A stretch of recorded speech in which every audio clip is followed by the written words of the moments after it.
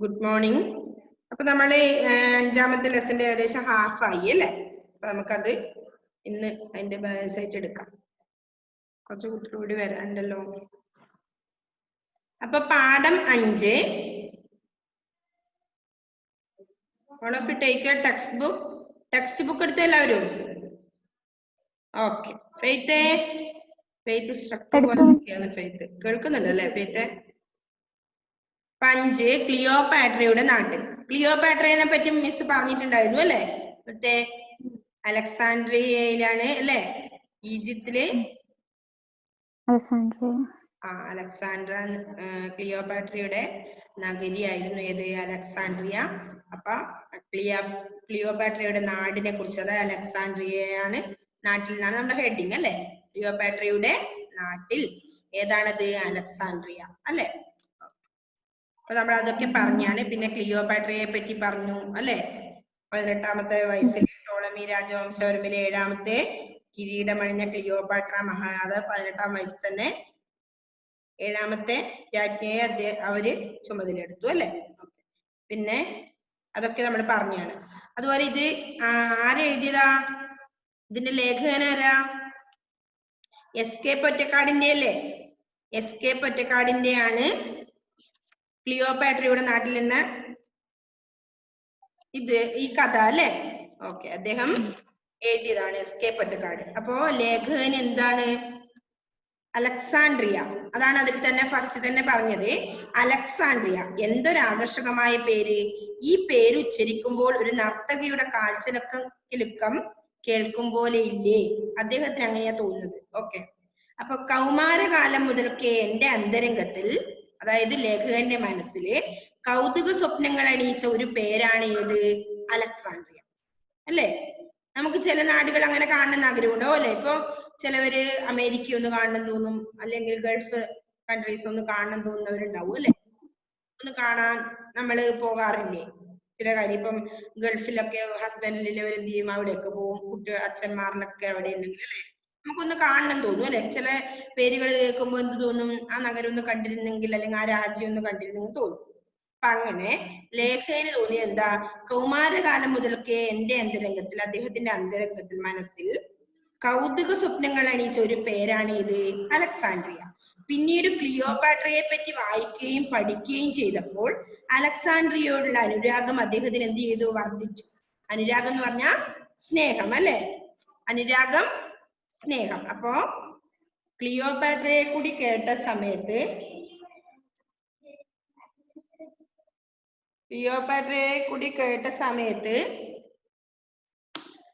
എന്ത് ചെയ്തു?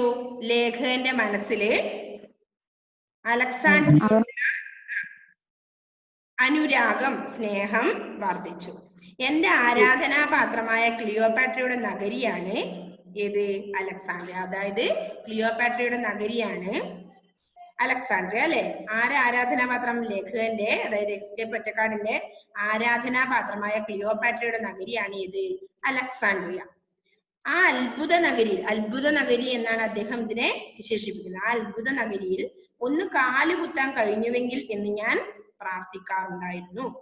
എന്നാൽ ഇവിടെ എത്തിയപ്പോൾ, അദ്ദേഹം നേരിട്ട് അവിടെ എത്തി, അവിടുത്തെ കാഴ്ചകൾ കണ്ട സമയത്ത് എന്ത് തോന്നി? ഇവിടുത്തെ സ്ഥലങ്ങളും കാഴ്ചകളും കണ്ടു തീർന്നപ്പോൾ എന്താ ഉണ്ടായത്? നിരാശയാണ് അനുഭവപ്പെട്ടത്. അപ്പൊ അദ്ദേഹം പ്രതീക്ഷിച്ചിരുന്ന ഒരു സ്ഥലമായിരിക്കില്ല അല്ലെ അവിടെ ഉണ്ടായിരുന്നത്. നിരാശയാണ് അനുഭവപ്പെട്ടെന്ന് പറഞ്ഞാല് ഒരാശാജനകമായ കാര്യങ്ങളായിരുന്നില്ല അവിടെ നേരിൽ കണ്ടപ്പോ അനുഭവപ്പെട്ടത്. അപ്പൊ അഴുക്കും ദുർഗന്ധവും കച്ചവട തിരക്കും കൊണ്ട് അലങ്കോലപ്പെട്ട അലക്സാൻഡ്രിയയാണ് ഇന്ന് നിങ്ങളെ എതിരേൽക്കുന്നത്. അപ്പൊ അവിടെ നേരിട്ട് പോയി കണ്ടപ്പോഴുള്ള അവസ്ഥ എന്താ? അഴുക്കും ദുർഗന്ധവും കച്ചവട തിരക്കും ഒക്കെ കൊണ്ട് അലങ്കോലപ്പെട്ട, അലങ്കോലം എന്ന് പറയുന്നത് നമ്മള് വീടൊക്കെ വൃത്തിയില്ലാതെ ഇങ്ങനെ അവിടെ ഇവിടെ ചാടി അവിടെ ഇവിടെ ഇങ്ങനെ എറിഞ്ഞു കിടക്കുമ്പോൾ എന്ത് ചെയ്യും? ആകെ അലങ്കോലാണ് എന്ന് പറയും. അതുപോലെ അലങ്കോലപ്പെട്ട, അതായത് ഒന്നും അതതിന്റെ സ്ഥിരമായ സ്ഥാനത്തായിരിക്കില്ല അല്ലെ? അതിനാണ് പറയാ അലങ്കോലം എന്ന് പറയും. അലങ്കോലപ്പെട്ട അലക്സാൻഡ്രിയയാണ് ഇന്ന് നിങ്ങളെ അവിടെ കാണുന്നത്. ക്ലിയോപാട്രയുടെ മോതിരക്കല്ലുകൾ എന്ന് പറഞ്ഞുകൊണ്ട് തെരുവിൽ കൗതുക വസ്തുക്കൾ വിൽക്കുന്ന അറബി നിങ്ങളെ നമ്മുടെ അടുത്ത് വരുമ്പോൾ മാത്രമാണ് എന്ത്? വിശ്വമോഹിനിയായ ലോകസുന്ദരിയായ ക്ലിയോപാട്രയുടെ പേർ നിങ്ങൾ കേൾക്കുകയുള്ളൂ. അല്ലാണ്ട് അവിടെ ആരും ക്ലിയോപാട്രയെ പറ്റി പറഞ്ഞു നടക്കുന്നില്ല അല്ലെ. ക്ലിയോപാട്രയുടെ നഗരി ആയിരുന്നു അലക്സാണ്ട്രിയ അല്ലെ.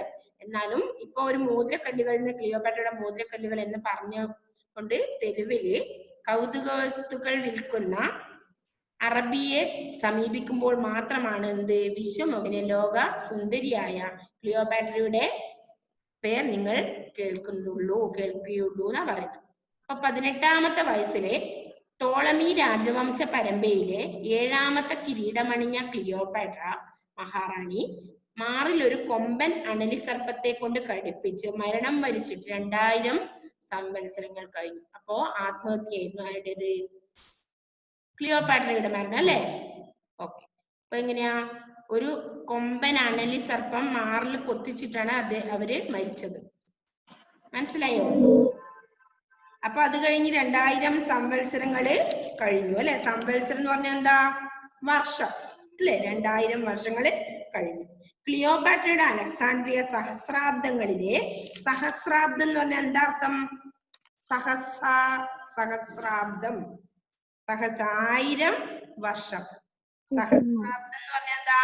1000 വർഷം അല്ലേ. 1000 വർഷം. ഓക്കെ. അപ്പോ സഹസ്രാബ്ദങ്ങളിലെ സ്വപ്ന തരംഗങ്ങളിൽ അന്തരിച്ചു പോയി. ക്ലിയോപാട്രയുടെ ശവകുടീരം എവിടെയാണെന്ന് ഇതേവരെ അറിവായിട്ടില്ല. മരണത്തിന് ശേഷം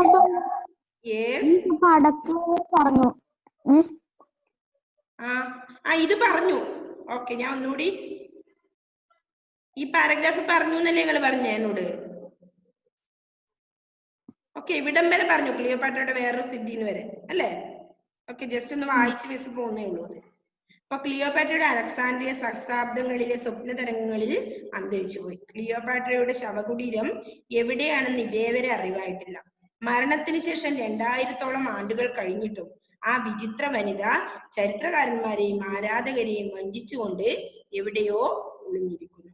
ലോക ചരിത്രത്തിലെ വനിതകളിൽ ഒരു അത്ഭുത സൃഷ്ടി തന്നെയായിരുന്നു ആര്? ക്ലിയോപാട്ര. ക്ലിയോപാട്രയെ പറ്റി പറയുമ്പോൾ ഒരു പരമാർത്ഥം പ്രത്യേകം ഓർക്കേണ്ടിയിരിക്കുന്നു. അവൾ ഒരു പ്രകാരത്തിലും ഈജിപ്തുകാരിയായിരുന്നില്ല, അവൾ മാസിഡോണിയൻ വെള്ളക്കാരിയായിരുന്നു. ഓക്കെ, പിന്നെന്താ പറഞ്ഞത്? നമ്മൾ അടുത്തൊരു പാരഗ്രാഫും കൂടെ എടുത്തിട്ടുണ്ടായിരുന്നു. ക്ലിയോപാട്രയുടെ ദേഹപ്രകൃതിയെ പറ്റി ഊഹിച്ചെടുക്കുകയെ നിവൃത്തിയുള്ളൂ. അതായത് ശരിയായ ഒരു അറിവില്ല, അതായത് ഊഹിച്ചെടുക്കുകയെ നിവൃത്തിയുള്ളൂ. എങ്കിലും ചില നിഗമനങ്ങൾ ശരിയായിരിക്കും. അധികം ഉയരമില്ലാത്ത, കൃശമല്ലാത്ത, എന്നാൽ തെല്ലെന്ന് ഉരുണ്ട ശരീരം, വെളുത്ത നിറം, കറുത്ത തലമുടി, നീലക്കരിമിഴികൾ, നീണ്ട അറ്റം വളഞ്ഞ നാസിക, അങ്ങനെ ആകപ്പാടെ സുന്ദരി എന്ന് പറയാമെങ്കിലും അവളുടെ ദേഹം ലഘുവായിരുന്നു. ശബ്ദമാതിരിയായിരുന്നു ക്ലിയോപാട്രയുടെ വേറൊരു സിദ്ധി. ഓക്കെ, നെക്സ്റ്റ് മുതൽ നമുക്ക് ഇന്ന് പഠിക്കേണ്ടതാണ്. അപ്പോ ഓരോ ചോദ്യങ്ങൾക്ക് ആൻസർ ഇതിൽ വന്നിട്ടുണ്ട് കേട്ടോ. അപ്പൊ നമ്മൾ പഠിച്ചതിൽ തന്നെ ക്ലിയോപാട്രയുടെ സിദ്ധിയെ ഞാൻ ചോദിച്ചില്ല. എന്താണ്? ഫെയ്ത്ത് ആണോ ചോദിക്കുന്നത് മിസ്സിനോട്? എന്തേ ഫെയ്ത്തേ? ഫെയ്ത്തിന് ക്ലിയർ ഇല്ലാന്ന് തോന്നുന്നു. Faith, can you here? ഞാൻ ചോദിച്ചതില്ലേ, പറഞ്ഞോ മോനെ. ലിയോപാട്രയുടെ മരിച്ചപ്പോ അടക്കിയവർക്ക് അറിഞ്ഞൂടോ അവ എവിടെയാ മരിച്ചത്? അത് വർഷങ്ങൾക്ക് മുമ്പായിരുന്നോണ്ട് അത് ഒരു എഴുതപ്പെടാത്ത രേഖകളില്ലാത്ത കാര്യമായിരിക്കാം. അങ്ങനെയാണ് നമ്മൾ പറഞ്ഞത്. എന്താ? മരണം വെച്ചിട്ട് 2000 അതായത് 2000 വർഷങ്ങൾ കഴിഞ്ഞു. ക്ലിയോപാട്രയുടെ പിന്നെ എവിടെയോ പറഞ്ഞു ഇതേവരെ അറിവായിട്ടില്ലാന്നല്ലേ. ക്ലിയോപാട്രയുടെ ശവകുടീരം എവിടെയാണെന്ന് ഇതേവരെ അറിവായിട്ടില്ല. അത് എഴുതപ്പെട്ടിട്ടുണ്ടാവില്ല. അപ്പൊ ഇത് 2000 വർഷങ്ങൾക്ക് കഴിഞ്ഞു എന്ന് പറയുന്നുണ്ട് മരിച്ചിട്ട് അല്ലേ. അപ്പൊ അവരുടെ ശവകുടീരത്തിനെ പറ്റി ഒരു ശരിയായ ഇത് ഉണ്ടാവില്ല. അതുകൊണ്ടായിരിക്കും അങ്ങനെ പറഞ്ഞിട്ടുണ്ടാവുക. ഇതേവരെ അറിവായിട്ടില്ലെന്ന് പറഞ്ഞു. ഇപ്പൊ ഇപ്പം ഇവരെല്ലാം ഒരാള് മറ്റേ ഇതെല്ലാം പണിത് വെക്കുന്നില്ലേ, എന്താ പറയാ, ശവക്കല്ലറയൊക്കെ പണിത് വെക്കുന്നില്ലേ, അതുപോലെയൊന്നും ഇല്ല. ഈ രാജ്ഞിയുടേതായിരിക്കും. അപ്പൊ മരിച്ചവർക്ക് ഇപ്പൊ ശരിക്കും പറഞ്ഞാൽ അവരുടെ ബന്ധുക്കൾക്കെല്ലാം അറിയായിരിക്കും അല്ലെ. അതുപോലെ ഒരു രാജ്ഞിയാവുമ്പോ അത് അറിയപ്പെടേണ്ടതാണ് അല്ലേ. അതാണ് ഫെയ്ത്ത് ചോദിച്ചത്. ഓക്കെ, അപ്പൊ ഇതിൽ ഇങ്ങനെയാണ് പറയുന്നത്. ക്ലിയോപാട്രയുടെ ശവകുടീരം എവിടെയാണെന്ന് ഇതേവരെ അറിവായിട്ടില്ല. പക്ഷെ മരിച്ചതൊക്കെ പറയുന്നുണ്ട്. എങ്ങനെ? മാറിലൊരു കൊമ്പൻ അണലി സർപ്പത്തിനെ കൊണ്ട് കൊത്തിച്ചിട്ടാണ് മരിച്ചതെന്ന് പറയുന്നത്. അതായത് ഒരു ആത്മഹത്യ ആയിരുന്നു അല്ലെ? വേണമെന്ന് വിചാരിച്ച് മരിച്ചാണ്. കൊത്തിച്ച് എന്നാ പറയുന്നത്. കൊമ്പൻ അണലി സർപ്പം കൊണ്ട് കടിപ്പിച്ച്, അതായത് അറിയാതെ സംഭവിച്ചതല്ല, അറിഞ്ഞുകൊണ്ട് അല്ലെ? പാമ്പിനെ കൊണ്ട് കടിപ്പിച്ചിട്ടാണ് മരിച്ചതെന്നാ പറഞ്ഞത്. മരണം വരിച്ചിട്ട് പറയുമ്പം സ്വാഭാവികമായ ഒരു മരണമല്ല, അത് ആത്മഹത്യയാണ്. ഓക്കെ,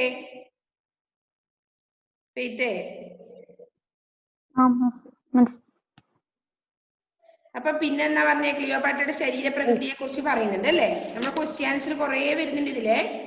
ഏത്? ക്ലിയോപാട്ര എന്താ ദേഹപ്രകൃതിയെ പറ്റിയുള്ള നിഗമനങ്ങൾ ചുരുക്കി എഴുതുക എന്നുള്ള ക്വസ്റ്റ്യൻസ് വരുന്നത്. അതാണ് ഇത്. ക്ലിയോപാട്രയുടെ ദേഹപ്രകൃതിയെ പറ്റി ഊഹിച്ചെടുക്കുകയേ നിവൃത്തിയുള്ളൂ. എങ്കിലും ചില നിഗമനങ്ങൾ ശരിയായിരിക്കും. അധികം ഉയരമില്ലാത്ത ഓ എന്താ ഷോണേ?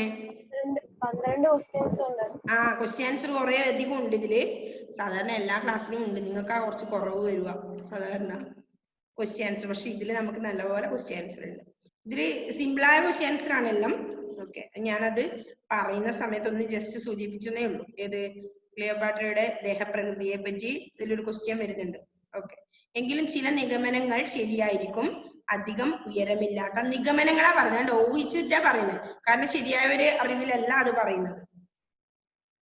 എന്നാൽ തെല്ലൊന്നുരുണ്ട ശരീരം, വെളുത്ത നിറം, കറുത്ത തലമുടി, നീലക്കരിമിഴികൾ, നീണ്ട അറ്റം വളഞ്ഞ നാസിക, അങ്ങനെ ആകെപ്പാടെ സുന്ദരി എന്ന് പറയാമെങ്കിലും അവളുടെ ദേഹം ലഘുവായിരുന്നു. ശബ്ദമാധുരിയായിരുന്നു ക്ലിയോപാട്രയുടെ വേറൊരു സിദ്ധി. ഇനി അടുത്തത്, അവൾക്ക് നാനാഭാഷകൾ വശമുണ്ടായിരുന്നു. എത്യോപ്യക്കാരോടും സിറിയക്കാരോടും അറബികളോടും ഹീബ്രുക്കളോടും ട്രോഗ്ലോഡൈറ്റുകളോടും കുറെ വർഗക്കാരെയാണ് പറയുന്നത് കേട്ടോ. മീതുക്കളോടും പാർത്യക്കാരോടും എല്ലാം അവരുടെ തന്നെ ഭാഷകളിലാണ് അവൾ സംഭാഷണം ചെയ്യുന്നത്. അപ്പോൾ ഭാഷകള് നല്ലപോലെ എല്ലാ ഭാഷയും കൈകാര്യം ചെയ്യാനുള്ള നൈപുണ്യം ആർക്കുണ്ടായിരുന്നു? ക്ലിയോപാട്രയ്ക്ക് ഉണ്ടായിരുന്നു അല്ലെ? ഇത് ഇപ്പം എല്ലാ ഭാഷകളും സംസാരിക്കാൻ അറിയാമെങ്കിൽ നമുക്ക് അവരോടൊക്കെ അവരുടെ ഭാഷയിൽ തന്നെ സംസാരിക്കാൻ പറ്റും. അതാ പറഞ്ഞു, അവർക്ക് നാനാ ഭാഷകളിൽ വശമുണ്ടായിരുന്നു. ഈ പറഞ്ഞവരോടെല്ലാം എന്ത് ചെയ്തു? അത് അവരവരുടെ ഭാഷകളിൽ തന്നെയാണ് ക്ലിയോപാട്ര സംഭാഷണം ചെയ്തിരുന്നത്. അവൾ സീസറുടെ പത്നി എന്ന നിലയിൽ തന്നെ കുറെ വർഷങ്ങൾ കഴിഞ്ഞു. സീസർ വധിക്കപ്പെട്ട ശേഷം, അതായത് സീസർ വധിക്കപ്പെട്ട ശേഷം, വധിക്കുക പറഞ്ഞാല് കൊല്ലുക അല്ലെ? വധിക്കപ്പെട്ട ശേഷം മാർക്ക് ആന്റണിയെ വിവാഹം കഴിച്ചു. അപ്പൊ ആദ്യം കഴിച്ചറിയാ സീസറെയാണ് അല്ലെ? Julius Caesar. രണ്ടാമത് അദ്ദേഹം മരിച്ചതിന് ശേഷം, കൊല്ലപ്പെട്ടതിന് ശേഷം എന്ത് ചെയ്തു? മാർക്ക് ആന്റണിയെ വിവാഹം കഴിച്ചു. ആന്റണിയുടെ അന്ത്യം വരെ അവനോടൊത്ത് ജീവിച്ചു. അവൾ 4 സന്താനങ്ങളുടെ മാതാവ്, അതായത് 4 മക്കളുണ്ടായിരുന്നു. മാതാവായിരുന്നു പറയുമ്പോ 4 മക്കള് ക്ലിയോപാട്രയ്ക്ക് ഉണ്ടായിരുന്നു. നെക്സ്റ്റ് ഏതാ? ക്ലിയോപാട്ര നല്ല നർമ്മബോധം പ്രകടിപ്പിക്കുക, അതായത് തമാശ പറയുന്ന ഒരാളായിരുന്നു അല്ലെ? നർമ്മബോധം പ്രകടിപ്പിക്കാറുണ്ടായിരുന്നു. അവൾ അസാമാന്യമായ സൂത്രശാലിയായിരുന്നു. ഒരിക്കൽ അവളും സീസർ ചക്രവർത്തിയും തമ്മിൽ ഒരു നടന്നു, ഒരു പന്തയം നടന്നു അല്ലെ? വാത് പറഞ്ഞാൽ പന്തയം വെക്കൽ. ഈജിപ്തിലെ മഹാറാണിയും റോമാ ചക്രവർത്തിയും എന്ന നിലകളിൽ തന്നെ കൂടുതൽ ചെലവ് വരുന്ന ഒരു നേരത്തെ ഭക്ഷണം ആർക്കാണ് ഒരുക്കാൻ കഴിയുക എന്നതായിരുന്നു പന്തയം. നാനാ വിഭവ സമൃദ്ധമായ ഒരു വിരുന്ന് റോമാ ചക്രവർത്തി തരപ്പെടുത്തി. എന്നാലോ ക്ലിയോപാട്ര എന്താ ചെയ്ത് നോക്കിയേ? പിറ്റേന്ന് ക്ലിയോപാട്രയുടെ ഊഴമായിരുന്നു.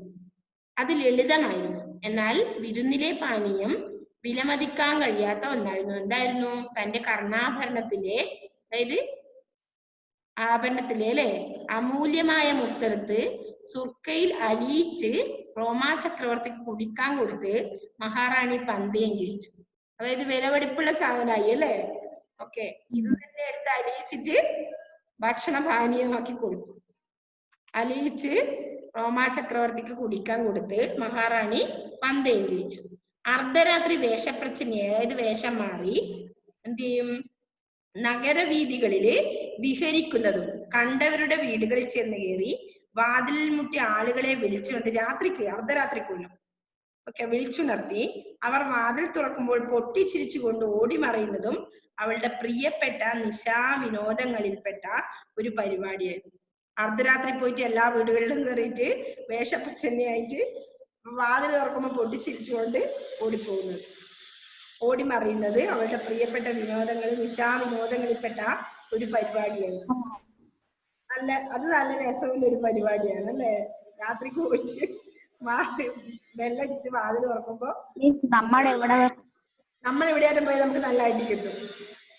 ഏതെങ്കിലും വീട്ടിൽ പോയിട്ട് അർദ്ധരാത്രി പോയി വാതിൽ മുട്ടി വിളിച്ചിട്ട് വാതിൽ തുറന്നു കഴിഞ്ഞാല് ചിലപ്പോ അടിയും വാങ്ങേണ്ടി വരും അല്ലേ? ഇപ്പോഴേക്കാണെങ്കിൽ. അപ്പൊ അത് രാജ്ഞി ആയതുകൊണ്ടായിരിക്കാം പ്രശ്നമൊന്നും ഇല്ലാതിരുന്നത് അല്ലേ? അപ്പൊ അങ്ങനെയുള്ള ക്ലിയോപാട്ര മഹാറാണിയുടെ നഗരമായിരുന്നു ഏത്? അലക്സാണ്ട്രിയ. അപ്പൊ അലക്സാണ്ട്രിയ അത് ഇവിടെ ഒരു പണി എടുക്കുന്നുണ്ടോ? ചെറിയൊരു പണി, കുഴപ്പമില്ല, വലിയ തോതിലൊന്നും സൗണ്ട് വരില്ല. അപ്പോ അങ്ങനെയാണ് അലക്സാണ്ട്രിയയെ പറ്റിയാണ് ഇപ്പൊ നമ്മൾ പഠിച്ചത്. എസ്.കെ. പൊറ്റക്കാടിന്റെ അല്ലെ? ക്ലിയോപാട്രയുടെ നാട്ടിൽ എന്ന് പറയുമ്പോൾ അലക്സാണ്ട്രിയയെ പറ്റിയാണ് പറഞ്ഞത്. അതിൽ ക്ലിയോപാട്രയെ പറ്റി പറഞ്ഞു. ഓക്കെ, ഇതാണ് ആ കഥ. അപ്പോ എസ്.കെ. പൊറ്റക്കാടിനെ പറ്റി നമ്മൾ ആദ്യം പറഞ്ഞിട്ടുണ്ടായിരുന്നു. ഇതിൽ ഹിന്റ് ഉണ്ട്, വായിച്ചിട്ടുണ്ടായിരുന്നില്ലേ എല്ലാരും? ഈ ടെക്സ്റ്റ് വായിച്ചോ 2-3 പ്രാവശ്യം? നിങ്ങൾ എടുക്കുന്ന കാര്യങ്ങളൊന്ന് വായിക്കണം കേട്ടോ, എന്നാലേ വായിക്കാൻ പറ്റൂ. ഓക്കെ, ഷോൺ വായിച്ചിട്ടുണ്ട്. ആൻമേരിയും തീയും ഫെയ്ത്തൊന്നും വായിച്ചില്ലേ? വായിച്ചോ? അപ്പൊ എസ്.കെ. പൊറ്റക്കാട് മലയാളത്തിലെ ഏറ്റവും ശ്രദ്ധേയനായ സഞ്ചാര സാഹിത്യകാരൻ, നോവലിസ്റ്റ്, കഥാകൃത്ത്, കവി എന്നീ നിലകളിലും പ്രസിദ്ധൻ. 1913 മാർച്ച് 14 കോഴിക്കോട് ജനിച്ചു. ഒരു ദേശത്തിന്റെ കഥ എന്ന നോവലിന് ഭാരതീയ ജ്ഞാനപീഠം പുരസ്കാരം ലഭിച്ചിട്ടുണ്ട്. ഒരു തെരുവിന്റെ കഥ, വിഷകന്യക, പുള്ളിമാൻ, കാപ്പിരികളുടെ നാട്ടിൽ, നൈൽ ഡയറി തുടങ്ങിയ നിരവധി കൃതികൾ രചിച്ചിട്ടുണ്ട്. 1982 അന്തരിച്ചു. ഓക്കെ, ഇതാണ് എസ്.കെ. പൊറ്റക്കാട്. അപ്പൊ അദ്ദേഹം എഴുതിയതാണ് ഇത്. ഇപ്പോ അദ്ദേഹത്തിന്റെ അഭിപ്രായത്തിലാണ് ആദ്യം പറഞ്ഞത്. പിന്നെ ഇതിൽ ഒരു അനുബന്ധം കൊടുത്തിട്ടുണ്ട്, കണ്ടോ? Page number 22. എന്ത്? യശശരീരനായ എസ്.കെ. പൊറ്റക്കാടിന്റെ ആഫ്രിക്ക എന്ന യാത്രാ വിവരണത്തിൽ നിന്ന് എടുത്തിട്ടുള്ള ഒരു ഭാഗമാണ്. ഏതിൽ നിന്നാണ് എടുത്തിട്ടുള്ളത്? ആഫ്രിക്ക എന്ന യാത്രാ വിവരണത്തിൽ നിന്ന്. BC 51 പിതാവിന്റെ മരണത്തെ തുടർന്ന് ക്ലിയോപാട്ര ഇളയ സഹോദരനോടൊപ്പം ഈജിപ്തിന്റെ ഭരണം ഏറ്റെടുത്തു. അലക്സാണ്ട്രിയയിലെത്തിയ ജൂലിയസ് സീസറുമായി സൗഹൃദത്തിലായി. ക്ലിയോപാട്രയുമായി പിണങ്ങിയ സഹോദരനെ എന്ത് ചെയ്തു? വധിച്ചിട്ട്. ഒരു വിലയുമില്ല അല്ലെ? സഹോദരനെയൊക്കെ കൊന്ന് സീസർ ക്ലിയോപാട്രയെ എന്ത് ചെയ്തു? തന്റെ ഭാര്യയാക്കി റോമിലേക്ക് കൊണ്ടുപോയി. എന്നാൽ സീസറുടെ മരണശേഷം ക്ലിയോപാട്ര വീണ്ടും ഈജിപ്തിൽ തിരിച്ചെത്തി. അധികം താമസിയാതെ മാർക്ക് ആന്റണിയുടെ ഭാര്യാപദം സ്വീകരിച്ചു. അഗസ്റ്റസ് സീസറിനെതിരായുള്ള യുദ്ധത്തിൽ പരാജയം ഉറപ്പായ നിമിഷം അവർ ആത്മഹത്യ ചെയ്തു. മനസ്സിലായോ? ആത്മഹത്യ ചെയ്തത് എങ്ങനെ? പാമ്പിനെ കൊണ്ട് കടിപ്പിച്ചു. തുടർന്ന് ഈജിപ്ത് റോമാ സാമ്രാജ്യത്തിന്റെ കീഴിലായി. ഇത് ഒരു ഹിന്റ് മാത്രം തന്നെയാണ്. അപ്പൊ ക്ലിയോപാട്രയുടെ നാട്ടിൽ നിന്നാണ് നമ്മുടെ പാഠം അല്ലെ? ഓക്കെ, ഏകദേശം നിങ്ങൾക്ക് മനസ്സിലായോ? അത് ഒന്നുകൂടി അത് മിസ് വായിക്കാം. അലക്സാണ്ട്രിയ എന്തൊരു ആകർഷകമായ പേര്! ഈ പേര് ഉച്ചരിക്കുമ്പോൾ ഒരു നർത്തകിയുടെ കാൽച്ചിലങ്ക കിലുക്കം കേൾക്കും പോലെ ഇല്ലേ? ആര് പറഞ്ഞ ലേഖം? അതിൽ എഴുതുന്ന ആദ്യം തന്നെ. കൗമാരകാലം മുതൽക്കേ എന്റെ അന്തരംഗത്തിൽ കൗതുക സ്വപ്നങ്ങൾ അണിയിച്ച ഒരു പേരാണ് അലക്സാണ്ട്രിയ. പിന്നീട് ക്ലിയോപാട്രയെ പറ്റി വായിക്കുകയും പഠിക്കുകയും ചെയ്തപ്പോൾ അലക്സാണ്ട്രിയയോടുള്ള അനുരാഗം വർദ്ധിച്ചു. എന്റെ ആരാധനാപാത്രമായ ക്ലിയോപാട്രയുടെ നഗരിയാണ് അലക്സാണ്ട്രിയ. ആ അത്ഭുത നഗരിയിൽ ഒന്ന് കാലുകുത്താൻ കഴിഞ്ഞുവെങ്കിൽ എന്ന് ഞാൻ പ്രാർത്ഥിക്കാറുണ്ടായിരുന്നു. എന്നാൽ ഇവിടെ എത്തിയപ്പോൾ, ഇവിടുത്തെ സ്ഥലങ്ങളും കാഴ്ചകളും കണ്ടു തീർന്നപ്പോൾ നിരാശയാണ് അനുഭവപ്പെട്ടത്. അഴുക്കും ദുർഗന്ധവും കച്ചവട തിരക്കും കൊണ്ട് അലങ്കോലപ്പെട്ട അലക്സാണ്ട്രിയയാണ് ഇന്ന് നിങ്ങളെ എതിരേൽക്കുന്നത്. ക്ലിയോപാട്രയുടെ മോതിരക്കല്ലുകൾ എന്ന് പറഞ്ഞുകൊണ്ട് തെരുവിൽ കൗതുക വസ്തുക്കൾ വിൽക്കുന്ന അറബി നിങ്ങളെ സമീപിക്കുമ്പോൾ മാത്രമേ വിശ്വമോഹിനിയായ ക്ലിയോപാട്രയുടെ പേർ നിങ്ങൾ കേൾക്കുകയുള്ളൂ. 18-ാം വയസ്സിൽ ടോളമി രാജവംശ പരമ്പരയിലെ 7ാമത്തെ കിരീടമണിഞ്ഞ ക്ലിയോപാട്ര മഹാറാണി മാറിൽ ഒരു കൊമ്പൻ അനലിസർപ്പത്തെ കൊണ്ട് കടിപ്പിച്ച് മരണം വരിച്ചിട്ട് 2000 സംവത്സരങ്ങൾ കഴിഞ്ഞു. ക്ലിയോപാട്രയുടെ അലക്സാൻഡ്രിയ സഹസ്രാബ്ദങ്ങളിലെ സ്വപ്ന തരംഗങ്ങളിൽ അന്തരിച്ചുപോയി. ക്ലിയോപാട്രയുടെ ശവകുടീരം എവിടെയാണെന്ന് ഇതേവരെ അറിവായിട്ടില്ല. മരണത്തിന് ശേഷം 2000-ഓളം ആണ്ടുകൾ കഴിഞ്ഞിട്ടും ആ വിചിത്ര വനിത ചരിത്രകാരന്മാരെയും ആരാധകരെയും വഞ്ചിച്ചുകൊണ്ട് എവിടെയോ ഒളിഞ്ഞിരിക്കുന്നു. ലോക ചരിത്രത്തിലെ വനിതകളിൽ ഒരു അത്ഭുത സൃഷ്ടി തന്നെയായിരുന്നു ക്ലിയോപാട്ര. ക്ലിയോപാട്രയെ പറ്റി പറയുമ്പോൾ ഒരു പരമാർത്ഥം പ്രത്യേകം ഓർക്കേണ്ടിയിരിക്കുന്നു. അവൾ ഒരു പ്രകാരത്തിലും ഈജിപ്തുകാരിയായിരുന്നില്ല. അവൾ മാസിഡോണിയൻ വെള്ളക്കാരിയായിരുന്നു. ക്ലിയോപാട്രയുടെ ദേഹപ്രകൃതിയെ പറ്റി ഊഹിച്ചെടുക്കുകയേ നിവൃത്തിയുള്ളൂ. എങ്കിലും ചില നിഗമനങ്ങൾ ശരിയായിരിക്കും. അധികം ഉയരമില്ലാത്ത, കൃശമല്ലാത്ത, എന്നാൽ തെല്ലെന്നുരുണ്ട ശരീരം, വെളുത്ത നിറം, കറുത്ത തലമുടി, നീലക്കരിമിഴികൾ, നീണ്ട അറ്റം വളഞ്ഞ നാസിക, അങ്ങനെ ആകപ്പാടെ സുന്ദരി എന്ന് പറയാമെങ്കിലും അവളുടെ ദേഹം ലഘുവായിരുന്നു. ശബ്ദമാധുരിയായിരുന്നു ക്ലിയോപാട്രയുടെ വേറൊരു സിദ്ധി.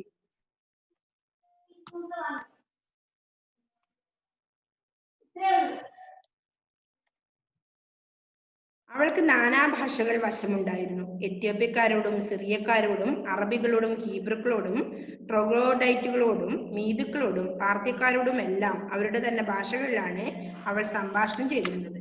അവൾ സീസറുടെ പത്നി എന്ന നിലയിൽ തന്നെ കുറെ വർഷങ്ങൾ കഴിഞ്ഞു. സീസർ വധിക്കപ്പെട്ട ശേഷം മാർക്ക് ആന്റണിയെ വിവാഹം കഴിച്ചു. ആന്റണിയുടെ അന്ത്യം വരെ അവനോടൊത്ത് ജീവിച്ചു. അവൾ 4 സന്താനങ്ങളുടെ മാതാവായിരുന്നു.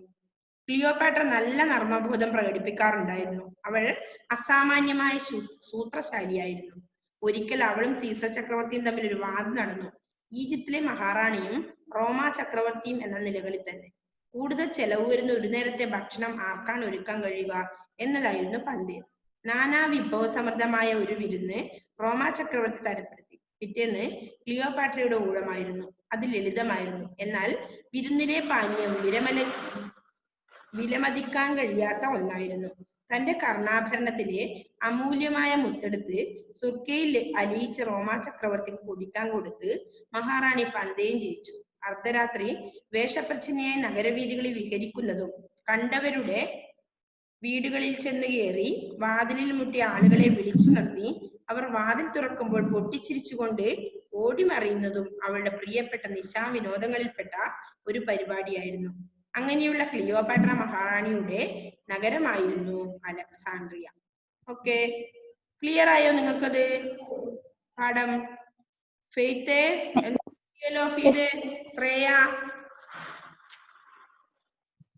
ശ്രേയ ബിജു ഇടയ്ക്ക് മിസ് കട്ടായി. ഞാൻ കട്ടാവുന്നുണ്ടോ? ഞങ്ങൾക്ക് നല്ല ക്ലിയർ ആണ് ഇവിടെ. ഇല്ല മിസ്, അത് ഫെയ്ത്തിന്റെ കുഴപ്പമാ. ആ ഫെയ്ത്തിനാണ്. ഞാൻ നല്ല ക്ലിയർ ആയിട്ടാ. ഞാൻ അനങ്ങിയിട്ടൊന്ന് കാണിച്ചത് നിങ്ങൾക്ക്. ഞാൻ ഓക്കെ ആണ്. ആ അപ്പൊ ഇനി ഫെയ്ത്തിന് കേൾക്കുന്നില്ല. ശ്രേയക്ക് എങ്ങനെയുണ്ട്? ശ്രേയയുടെ വിവരം ഇല്ലേ? ശ്രേയ ഇവിടെ ഉണ്ടോ? ഒരു പേര് മാത്രം കാണുന്നുണ്ട്. ശ്രേയ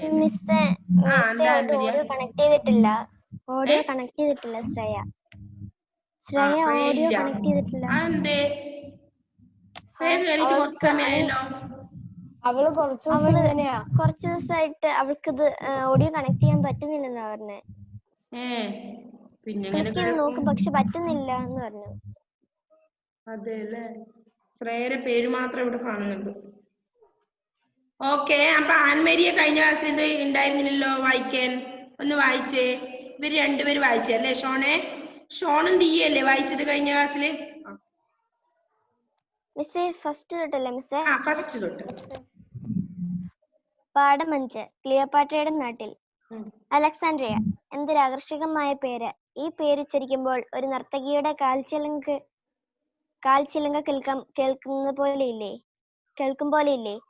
കൗമാരകാലം മുതൽക്കേ എന്റെ അന്തരംഗത്തില് കൗതുക സ്വപ്നങ്ങൾ അണിയിച്ച ഒരു പേരാണ് അലക്സാൻഡ്രിയ. പിന്നീട് ക്ലിയോപാട്രയെ പറ്റി വായിക്കുകയും പഠിക്കുകയും ചെയ്തപ്പോൾ അലക്സാൻഡ്രിയയോടുള്ള അനുരാഗം വർദ്ധിച്ചു.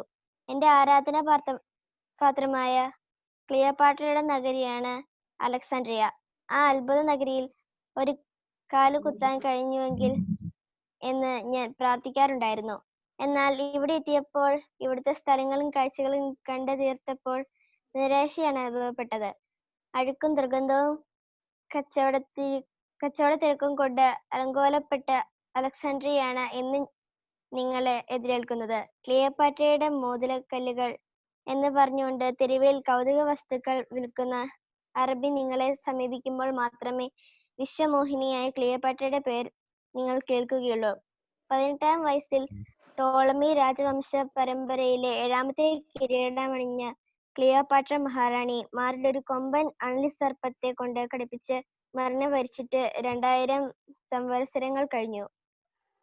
ക്ലിയോപാട്രയുടെ അലക്സാൻഡ്രിയ സഹസ്രാബ്ദങ്ങളിലെ സ്വപ്നതരംഗങ്ങളിൽ അന്തരിച്ചുപോയി. ക്ലിയോപാട്രയുടെ ശവകുടീരം എവിടെയാണെന്ന് ഇതേവരെ അറിവായിട്ടില്ല. മരണത്തിനു ശേഷം 2000-ഓളം ആണ്ടുകൾ കഴിഞ്ഞിട്ടും ആ വിചിത്ര വനിത ചരിത്രകാരന്മാരെയും ആരാധകരെയും വഞ്ചിച്ചുകൊണ്ട് എവിടെയോ ഒളിഞ്ഞിരിക്കുന്നു. ലോക ചരിത്രത്തിലെ വനിതകളിൽ ഒരത്ഭുത സൃഷ്ടി തന്നെയായിരുന്നു ക്ലിയോപാട്ര. ക്ലിയോപാട്രയെ പറ്റി പറയുമ്പോൾ ഒരു പരമാർത്ഥം പ്രത്യേകം ഓർക്കേണ്ടിയിരിക്കുന്നു. അവൾ ഒരു പ്രകാരത്തിലും ഈജിപ്തുകാരിയല്ലായിരുന്നു. അവൾ മാസിഡോണിയൻ വെള്ളക്കാരിയായിരുന്നു. ക്ലിയോപാട്രയുടെ പ്രകൃതിയെപ്പറ്റി ഊഹിച്ചെടുക്കുകയേ നിവൃത്തിയുള്ളൂ. എങ്കിലും ചില നിഗമനങ്ങൾ ശരിയായിരിക്കും. അധികം ഉയരമില്ലാത്ത, കൃശമല്ലാത്ത, എന്നാൽ തെല്ലൊന്നുരുണ്ട ശരീരം. ആൻമേരി കഴിഞ്ഞ പ്രാവശ്യം വായിച്ചേ ഇല്ല. മിസ്സേ തോന്നല്ലോ അതിന്റെ തെല്ലൊന്നുരുണ്ട ശരീരം എന്നാണ് മിസ്സേ. പക്ഷെ എന്റെ ടെക്സ്റ്റില് തൊല്ലുന്നുരുണ്ട. തെല്ലൊന്നുരുണ്ടാ വേണ്ടടാ. തൊല്ല് എന്ന് വരുമ്പം ശരിയില്ലല്ലോ. എന്റെയിലും അതെ. അതുപോലെ പ്രിയപ്പെട്ട ലാസ്റ്റ് പേജ് ലാസ്റ്റിൽ കണ്ടോ, പ്രിയപ്പെട്ട അവളുടെ പ്രിയപ്പെട്ട നിശാ വിനോദങ്ങളിൽപ്പെട്ട ഒരു പരിപാടിയായിരുന്നു ഇല്ലേ, ചില വീടുകളിൽ ഓടി കയറുന്നത് രാത്രിനെ. അതിൽ പ്രിയപ്പെട്ടാന്നില്ലല്ല, പ്രയപ്പെട്ടാന്നല്ലേ ഉള്ളൂ. നിങ്ങളിലുണ്ടോ പ്രിയപ്പെട്ടാന്നുണ്ടോ? എന്റെ പ്രിയാന്നില്ല, വള്ളി അവിടെ ആ വള്ളി ഇല്ല അതില്. തെല്ലുണ്ടാതായിരിക്കും. ഉരുണ്ട ചെറുങ്ങനൊന്നും ഉരുണ്ട ശരീരത്തിന് തെല്ലുന്നായിരിക്കും. തൊല്ല് എന്ന് പറയുമ്പം എന്തോ ഒരു മാച്ച് അല്ലല്ലോ അതില്. തെല്ലുന്നുരുണ്ട ശരീരം, വെളുത്ത നിറം, കറുത്ത തലമുടി, നീലക്കരിമിഴികൾ, നീണ്ട അറ്റം വളഞ്ഞ നാസിക, അങ്ങനെ ആകെപ്പാടെ സുന്ദരി എന്ന് പറയാമെങ്കിലും അവളുടെ ദേഹം ലഘുവായിരുന്നു. ശബ്ദമാധുരിയായിരുന്നു ക്ലിയോപാട്രയുടെ വേറൊരു സിദ്ധി. അവൾക്ക് നാനാ ഭാഷകൾ വശമുണ്ടായിരുന്നു. എത്യോപ്യക്കാരോടും സിറിയക്കാരോടും അറബികളോടും ഹീബ്രുക്കളോടും ട്രോഗ്ലോഡൈറ്റുകളോടും മീതുക്കളോടും പാർത്തിയക്കാരോടുമെല്ലാം അവരുടെ തന്നെ ഭാഷകളിലാണ് അവൾ സംഭാഷണം ചെയ്തിരുന്നത്. അവൾ സീസറുടെ പത്നി എന്ന നിലയിൽ തന്നെ കുറെ വർഷങ്ങൾ കഴിഞ്ഞു. സീസർ വധിക്കപ്പെട്ട ശേഷം മാർക്ക് ആന്റണിയെ വിവാഹം കഴിച്ചു. ആന്റണിയുടെ അന്ത്യം വരെ അവനോടൊത്ത് ജീവിച്ച് അവൾ 4 സന്താനങ്ങളുടെ മാതാവായിരുന്നു. ക്ലിയോപാട്ര നല്ല നർമ്മബോധം പ്രകടിപ്പിക്കാറുണ്ടായിരുന്നു. അവൾ അസാമാന്യമായ സൂത്രശാലിയുമായിരുന്നു. ഒരിക്കൽ അവളും സീസർ ചക്രവർത്തിയും തമ്മിൽ ഒരു വാദം നടന്നു. ഈജിപ്തിലെ മഹാറാണിയും റോമ ചക്രവർത്തിയും എന്ന നിലകളിൽ തന്നെ കൂടുതൽ ചെലവ് വരുന്ന ഒരു നേരത്തെ ഭക്ഷണം ആർക്കാണ് ഒരുക്കാൻ കഴിയുക എന്നതായിരുന്നു പന്തയം. നാനാ വിഭവ സമൃദ്ധമായ ഒരു വിരുന്ന് റോമ ചക്രവർത്തി തരപ്പെടുത്തി. പിറ്റേന്ന് ക്ലിയോപാട്രയുടെ ഊഴമായിരുന്നു. അത് ലളിതമായിരുന്നു, എന്നാൽ വിരുന്നിലെ പാനീയം വിലമതിക്കാൻ കഴിയാത്ത ഒന്നായിരുന്നു. തന്റെ കർണാഭരണത്തിലെ അമൂല്യമായ മുത്തെടുത്ത് സുർക്കയിൽ അലിയിച്ച് റോമ ചക്രവർത്തിക്ക് കുടിക്കാൻ കൊടുത്ത് മഹാറാണി പന്തയം ജയിച്ചു. അർദ്ധരാത്രി വേഷപ്രച്ഛന്നയായി നഗരവീഥികളിൽ വിഹരിക്കുന്നതും കണ്ടവരുടെ വീടുകളിൽ ചെന്ന് കയറി വാതിൽ മുട്ടി ആളുകളെ വിളിച്ചുണർത്തി അവർ വാതിൽ തുറക്കുമ്പോൾ പൊട്ടിച്ചിരിച്ചുകൊണ്ട് ഓടി മറയുന്നതും അവളുടെ പ്രിയപ്പെട്ട നിശാവിനോദങ്ങളിൽപ്പെട്ട ഒരു പരിപാടിയായിരുന്നു. അങ്ങനെയുള്ള ക്ലിയോപാട്ര മഹാറാണിയുടെ നഗരമായിരുന്നു അലക്സാൻഡ്രിയ. അപ്പോ ഇതൊരു 5 ടൈംസ് വായിക്കണേ. റീഡ് 5 ടൈംസ് എഴുതിക്കോ, അല്ലെങ്കിൽ വായിക്കൂല നിങ്ങള്. വായിച്ചോ, നല്ലപോലെ വായിക്കുന്നവർക്ക് ഇപ്പം വായിക്കാൻ കുറച്ച് ബുദ്ധിമുട്ട് തോന്നുന്നുണ്ട്. അതിനർത്ഥം ഈ പാഠം ഒന്നും വായിച്ചിട്ടില്ല ആൻമരിയ, അല്ലെങ്കിൽ നല്ലപോലെ വായിക്കുന്നതാണ് ആൻമരിയ വേഗം. അല്ലേ ആൻമരിയ? മിസ്സേ ഇതിന്റെ അകത്ത് നെയിം ഒന്നും മനസ്സിലാവുന്നില്ല മിസ്സേ. ഏതാണ്? അലക്സാൻഡ്രിയ എന്നാണോ വായിക്കാൻ പറ്റാത്ത? ഇപ്പം കുറച്ച് കടുപ്പുണ്ട് അല്ലേ വാക്കുകൾക്ക്, ഒരു കട്ടിയുണ്ട്. പിന്നെ ഏതാ? ക്ലിയോപാട്ര അല്ലേ? പിന്നെ ഏതാ? മിസ്സേ മറ്റേ ഓരോ ലാംഗ്വേജിന്റെ പറയുന്നില്ലേ, ഒരു ട്രോഗ്ലോഡൈറ്റുകളല്ലേ? ട്രോഗ്ലോഡൈറ്റുകൾ, എത്യോപ്യക്കാര്. കിട്ടാത്തത്. അതൊരു വല്ലാത്തൊരു പേരല്ലേ. ഓക്കെ, അപ്പൊ അതെല്ലാം കൂടി, അതുകൊണ്ട് ഇത് കുറെ പ്രാവശ്യം വായിക്കണേ. ഒരു 5 പ്രാവശ്യമെങ്കിലും വായിക്കണേ മക്കളെ കേട്ടാ. വായിച്ചുകൊണ്ടിരുന്നാലേ നിങ്ങൾക്ക് ഇത്, വായിച്ചുകൊണ്ടിരിക്കുമ്പോൾ നിങ്ങൾക്ക് ഈ പാഠം തന്നെ പോയി കേട്ടോ. അപ്പൊ ക്വസ്റ്റ്യൻ ആൻസറിന് വരുമ്പോ നിങ്ങൾക്ക് പഠിച്ചിട്ടില്ലെങ്കിൽ ആൻസർ ചെയ്യാൻ പറ്റും അല്ലേ, സ്വന്തമായിട്ട്. അപ്പൊ നിങ്ങൾ ഏത് സബ്ജക്ട്സ് ആയാലും നല്ലപോലെ ടെക്സ്റ്റ് വായിച്ചു കഴിഞ്ഞാൽ നല്ല രീതിയിൽ അത് ആൻസർ ചെയ്യാനും പറ്റും അല്ലേ, നല്ല എളുപ്പം തോന്നും. അപ്പൊ ഇതൊരു 5 പ്രാവശ്യമെങ്കിലും വായിക്കണേ. അത് കഴിഞ്ഞപ്പോ ഇനി പിന്നെ ഫെയ്ത്തിന് വായിക്കാൻ പറ്റുമോ? ഫെയ്ത്തേ ഇങ്ങനെ കുട്ടികൾ ക്ലിയർ ഇല്ലാതെ നമുക്കൊരു ഫെയ്ത്തേ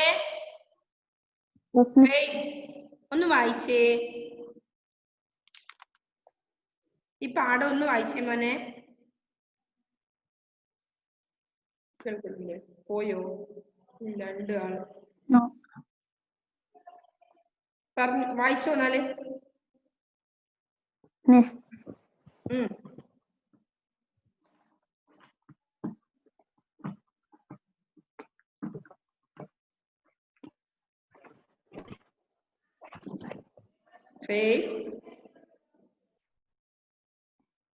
വായിക്കുന്നുണ്ടോ?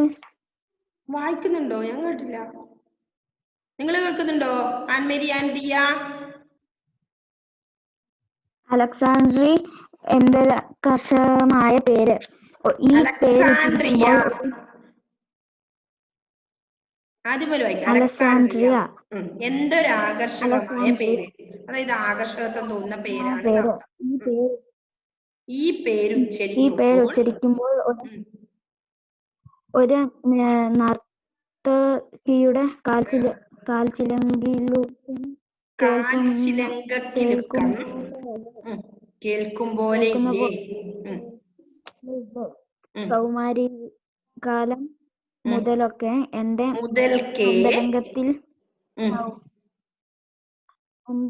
അന്തരംഗത്തിൽ കൗതുക സ്വപ്നങ്ങൾ അണിയിച്ച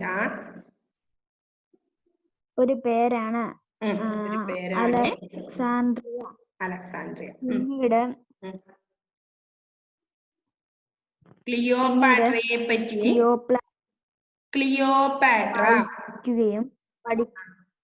ക്ലിയോപാട്രയെ പറ്റി വായിക്കുകയും പഠിക്കുകയും ചെയ്യുമ്പോൾ അലക്സാൻഡ്രിയയോടുള്ള അനുരാഗം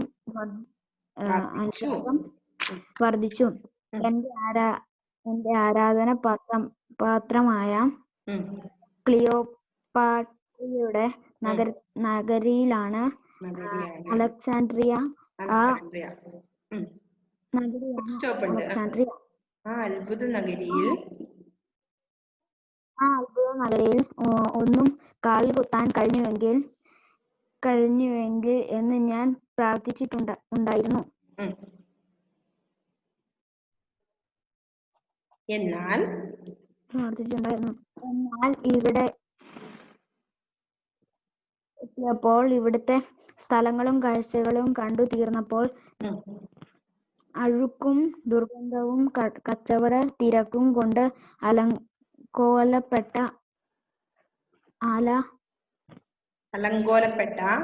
അലക്സാൻഡ്രിയയാണ് ഇന്നും നിങ്ങൾ എതിരേൽക്കുന്നത്. ക്ലിയോപാട്രയുടെ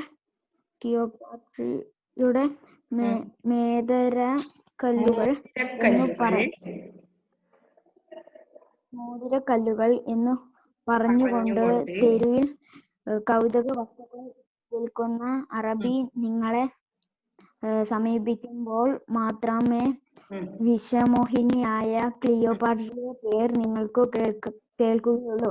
18-ാം വയസ്സിൽ ടോളമി പരമ്പരയിലെ ഏഴാമത്തെ കിരീടമണിഞ്ഞ ക്ലിയോപാട്രയെ മഹാറാണി മാറിൽ ഒരു കൊമ്പൻ അണലി സർപ്പത്തെ കൊണ്ട് കടിപ്പിച്ച് മരണം വരിച്ചിട്ട് 2000 സംവത്സരങ്ങൾ കഴിഞ്ഞു.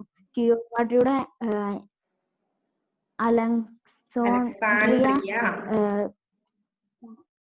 അലക്സാൻഡ്രിയ സഹസ്രാബ്ദങ്ങളിലെ സ്വപ്നതരംഗങ്ങളിൽ അന്തരിച്ചുപോയി. ക്ലിയോപാട്രയുടെ ശവകുടീരം എവിടെയാണെന്ന് ഇതുവരെ അറിവായിട്ടില്ല. മരണത്തിന് ശേഷം 2000-ഓളം ആണ്ടുകൾ കഴിഞ്ഞിട്ടും ആ വിചിത്ര വനിത ചരിത്രകാരന്മാരെയും ആരാധകരെയും വഞ്ചിച്ചു കൊണ്ട് എവിടെയോ ഒളിച്ചിരിക്കുന്നു. ലോക ചരിത്രത്തിലെ വനിതകളിൽ ഒരത്ഭുതം സൃഷ്ടിച്ച ക്ലിയോപാട്ര. നമുക്കിനി ഒരു മിനിറ്റേ ഉള്ളൂ, ചിലപ്പോൾ കട്ടാവാൻ സാധ്യതയുണ്ട്.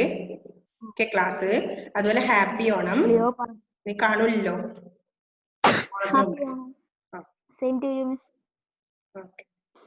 ക്ലിയോപാട്രയെ പറ്റി പറയുമ്പോൾ ഒരു പരമാർത്ഥം പ്രത്യേകം ഓർക്കേണ്ടിയിരിക്കുന്നു.